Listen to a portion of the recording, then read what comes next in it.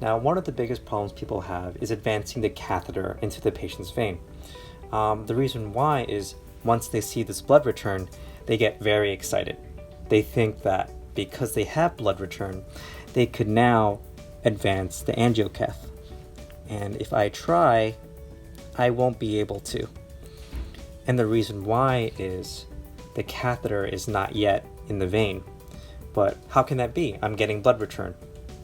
The reason why is because the needle is in the vein, but not yet the catheter.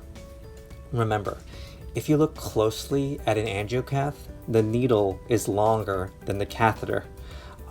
So we have to still get the catheter inside the vein. How do we do that? So once you get blood return, the first thing that you should think is, I need to take my angiocath, make it parallel to the patient's arm. I will next advance the angiocath 2 millimeters forward. And once that happens, that will ensure that both the needle and the catheter are inside the vein. So when I try to advance,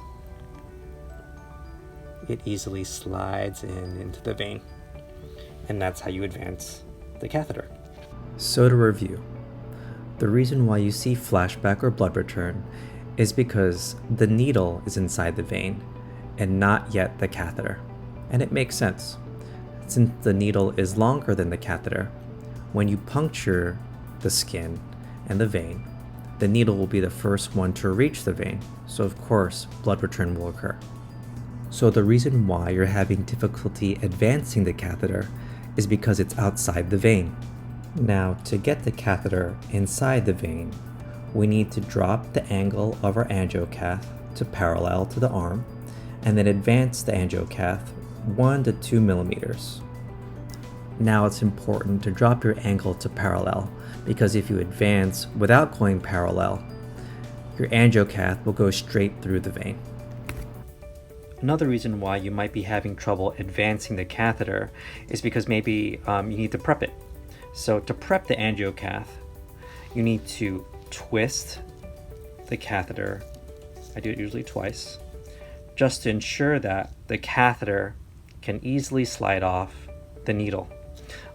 When the angiocath comes out of its packaging, there's usually a seal that you need to break that attaches the catheter to the base of the angiocath. So by simply twisting it, you break that seal. Thanks for watching, guys. Please make sure to sign the attendance sheet in the description section below. Check out my other videos and subscribe, and I'll see you later.